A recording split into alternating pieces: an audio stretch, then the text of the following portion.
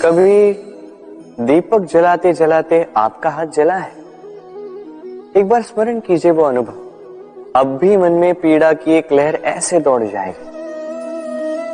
कभी चलते चलते पांव में कांटा चुभा है? स्मरण कीजिए, अब भी मन में पीड़ा की एक लहर ऐसे दौड़ जाएगी। ऐसा क्यों होता है? आपको पीड़ा केवल तब हुई थी, किंतु यदि आज भी स्मरण करो तो वो पीड़ा आपके मन में, आपके बुद्धि में रह ही जाती है। ऐसा क्यों होता है कि जीवन में जब भी हम पीड़ा का अनुभव करते हैं, तत्पश्चात कहीं ना कहीं उस पीड़ा को हम अपने साथ लेकर चलते हैं? कारण एक ही है, चिंता।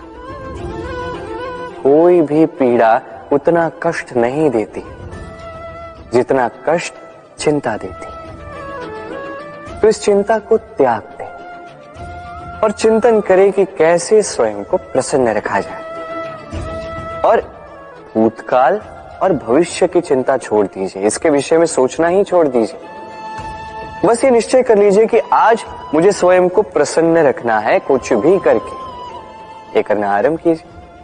फिर आप देखिए, आपका कल, परसों, अगला सप्ताह, समस्त माह, समस्त वर्ष, अगला वर्ष, समस्त जीवन आपको केवल और केवल प्रसन्नता ही मिलेगी। अब आइए इसी प्रसन्नता के साथ कहें राधे राधे। इस पुष्प को देख रहे हैं आप? कितना सुंदर है ये पुष्प।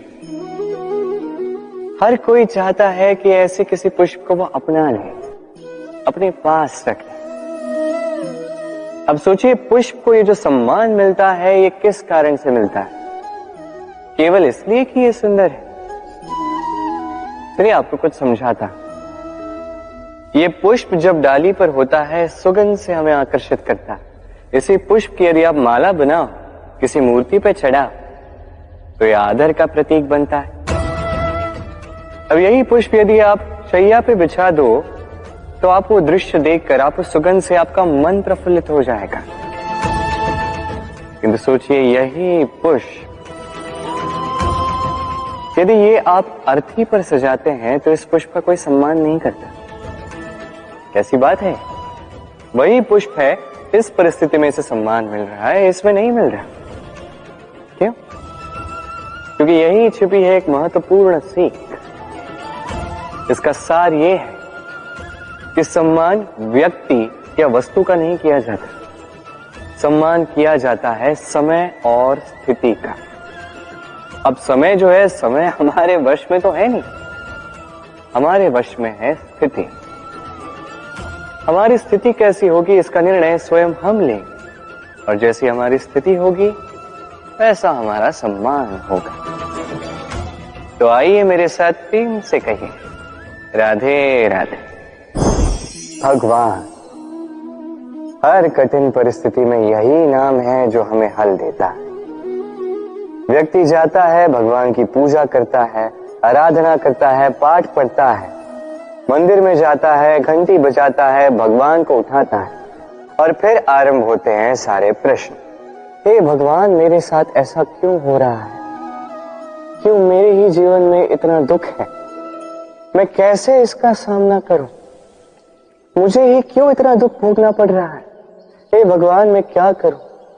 मेरी सहायता कीजिए, कोई मार्ग दिखाइए।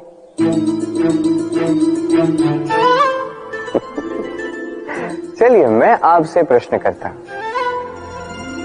मंदिर में जाने का प्रयास करने से पूर्व क्या आपने आपके जीवन में उतना प्रयास किया जितना उस समस्या को दूर करने के लिए आवश्यक था? दूसरा प्रश्न, भगवान को उठाने से पूर्व क्या आपने स्वयं को जगाया? क्या आपने आलस त्यागा? तीसरा प्रश्न, भगवान को पूछने से पूर्व क्या आपने स्वयं से पूछा कि मैं क्यों इसमें असफल हो रहा हूं? यदि नहीं, तो सर्वप्रथम ये कीजिए, आपको हर प्रश्न का उत्तर मिलेगा, हर संकट का निवारण मिलेगा, कहीं और नहीं, स्वयं झांक के देखिए, प्रयास कीजिए, स्वयं को जगाइए। आप सफल अवश्य होंगे, क्योंकि वो परमात्मा, वो परमेश्वर, वो परब्रह्म आपने भी तो बसता है। राधे राधे। नाम जन्म लेते ही व्यक्ति के लिए ये नाम अत्यंत महत्वपूर्ण हो जाता है। माता, पिता, पुरोहित सारे उन अक्षरों को ढूंढने लगते हैं जिससे आपका नाम आरंभ होगा। किंतु क्या केवल नाम और राशि के एक हो जाने से सब कुछ ठीक हो जाता है? कदापि नहीं, क्योंकि आपके कर्म ये महत्वपूर्ण होते हैं, अन्य कुछ भी नहीं। देखिए, नियति भी आपके कर्मों के अनुसार ही आपका भविष्य नियत करती है। यदि आपको उदाहरण दूं, सोचिए, एक है राम और एक है रावण। दोनों का नाम आरंभ होता है रा से, किंतु एक को मिला भयानक अंत और एक समस्त ब्रह्मांड के अंतर्मन में बस गया। तो स्मरण रखिएगा, ये नाम नहीं, ये कर्म श्रेष्ठ है। यदि आपके कर्म श्रेष्ठ रहे तो आपका नाम कुछ ऐसा बनेगा कि संसार में कोई मिटा नहीं पाएगा। तो आइए और मेरे साथ प्रेम से कहिए, राधे राधे। चलिए एक प्रश्न करता हूं,